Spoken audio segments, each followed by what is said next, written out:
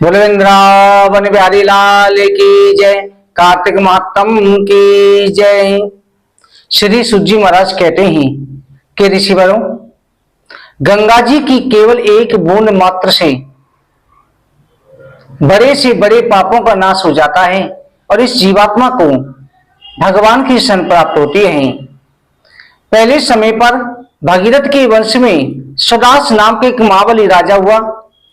उसका पुत्र मित्र से तीनों लोकों में प्रसिद्ध था। वशिष्ठ ऋषि के श्राप से राजा सुदास को राक्षस शरीर मिला। तत्पश्चात गंगाजल की एक बूंद मात्र अभिषेक से वो मुक्ति को प्राप्त हो गया। ऋषियों ने कहा, भगवान उसे मुक्ति कैसी प्राप्त हुई? उसे वशिष्ठ जी ने श्राप क्यों दिया और गंगाजल के अभिषेक के किस प्रकार से उसकी मुक्ति हुई? श्री सूत जी महाराज कहते हैं कि देवर्षि नाथ जी ने राजा पृथु को बताया कि राजा सुदास जो है सभी धर्मों का ज्ञाता, सभी वर्णों का पालन करता, गुणी और पवित्र रहने वाला था, धर्म पूर्वक पृथ्वी का शासन करता। जिस प्रकार राजा सगर ने 7 समुद्रों से पृथ्वी की रक्षा करी है, उसी प्रकार से धर्म वृद्धियों से पृथ्वी की धर्म पूर्वक राजा सुदास रक्षा करता। पुत्र पौत्र ऐश्वर्यों से युक्त 30,000 वर्षों तक पृथ्वी पर शासन किया।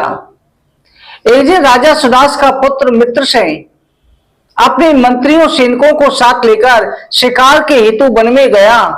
वहां पर हिरणों का वध करके अनेक जीव हिंसक जीवों का वध किया। उसके बाद में भ्रमण करते हुए भूख प्यास से व्याकुल हो गया। रेवा नदी के किनारे पहुंचा। सुदास के पुत्र मित्र से ने वहां नित्य कर्म के उपरांत मंत्रियों के साथ भोजन किया, वहीं रात्रि व्यतीत करी। प्रातः काल नित्य कर्मों से निवृत्त होकर मंत्रियों को साथ लेकर के शिकार के हेतु जंगल में घूमने लगा।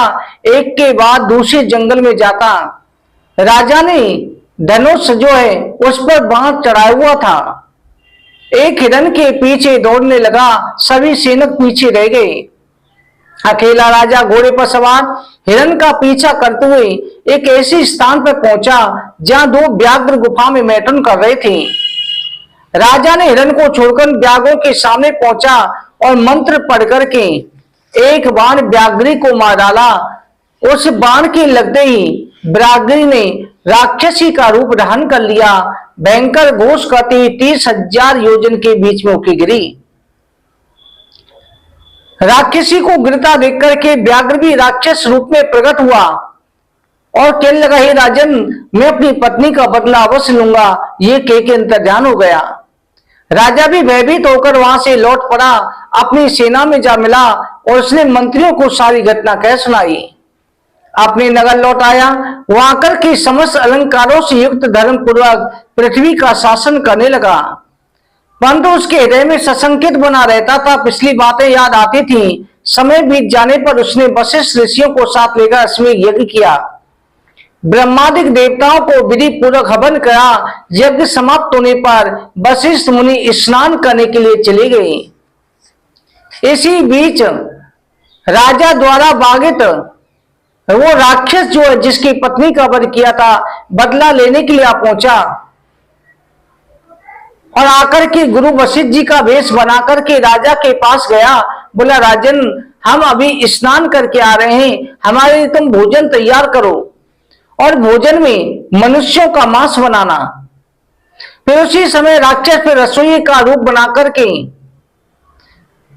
भोजन में पहुंचा और वहां रसोई घर में जाकर के रसोई को कहीं और बंद कर दिया। स्वयं रसोई का रूप बना करके उसमें मांस बना करके ब्राह्मणों का मांस गौ ब्राह्मण का बना करके स्वर्ण पात्रों में रख दिया और गुरु वशिष्ठ जी के आने के लिए प्रतीक्षा इधर राजा कर रहा था। गुरु वशिष्ठ जी आए। राजा ने विनय पूर्वक स्वर्ण पात्र में रखा हुआ मांस उन्हें भोजन के लिए सादर समर्पित करा। उसे देख करके वशिष्ठ जी आश्चर्यचकित हुए। उन्होंने समाधि लगा करके मनुष्य मांस की जानकारी प्राप्त कर ली। मुनि ने सोचा कि दुष्शील राजा ने हमें अभक्ष्य पदार्थ दिया है, बड़े आश्चर्य की बात है। तदनंतर मुनि ने राजा से कहे, राजन, तुम हमें अभक्ष्य मांसाहारी राक्षसी भोजन करा रहे हो, तुमने हमारा धर्म भ्रष्ट करना चाहा, इसलिए हम श्राप देते हैं, इसी भोजन को करने वाले तुम राक्षस बन जाओ। तुमने हमें राक्षसी भोजन दिया, इसलिए राक्षस बनकर के रहो। इस श्राप को सुनकर के मित्र से भयभीत हो गया। कहा, गुरुजी आपने मुझे मांस बनाने की आज्ञा दी और आप ही मुझे श्राप दे रहे हैं। ये सुनकर के वशिष्ठ जी ने अपने नेत्र बंद करके सब कुछ जान लिया कि राजा के साथ राक्षस ने छल किया है।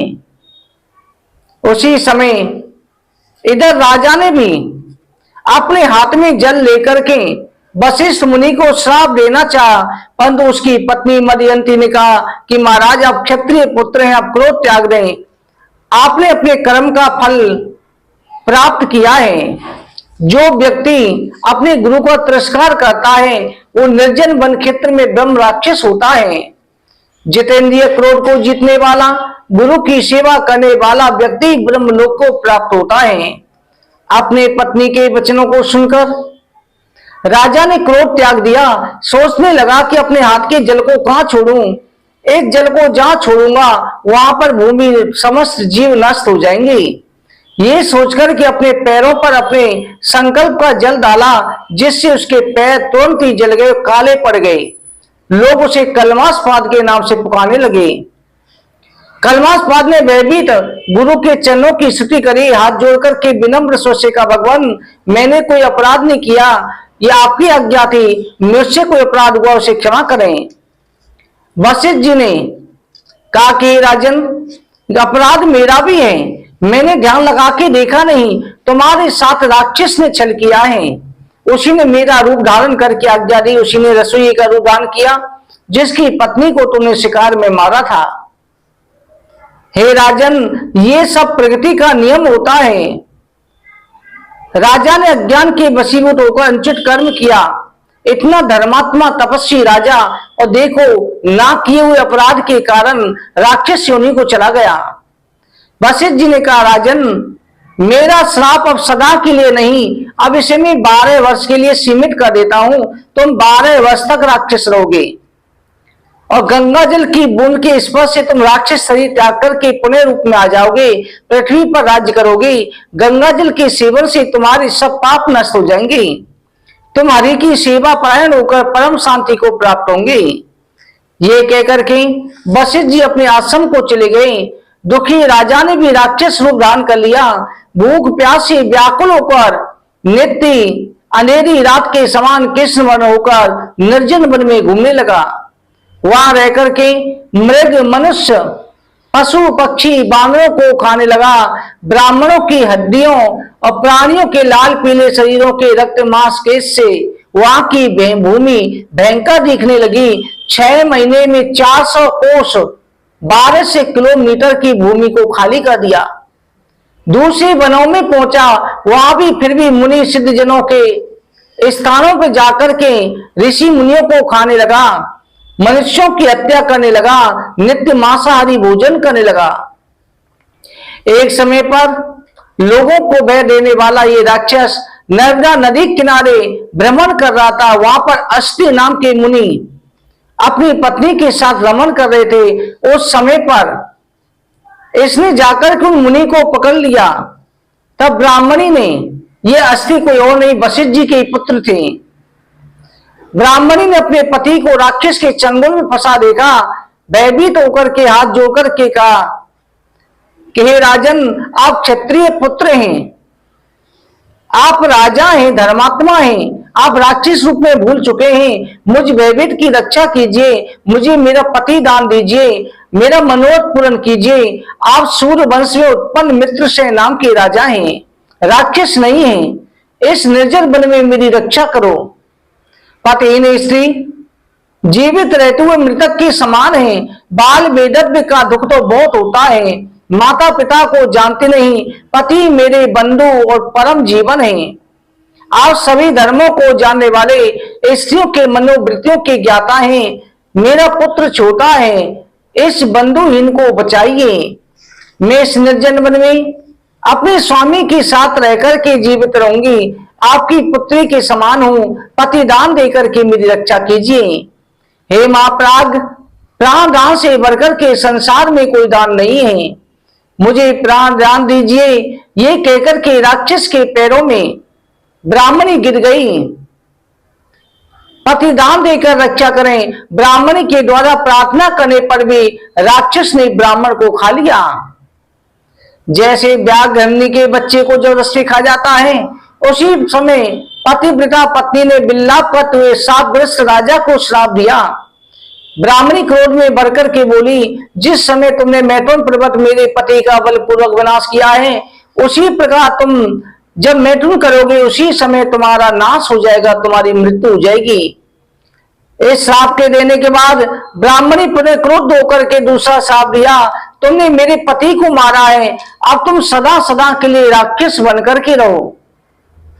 इन दो श्रापों को सुनकर राक्षस के मुंह से अंगार जैसे शब्द निकले। राक्षस बोला, रे दोस्ते, तूने मुझे एक अपराध के दो श्राप दिए हैं, एक अपराध के एक ही श्राप होना चाहिए था।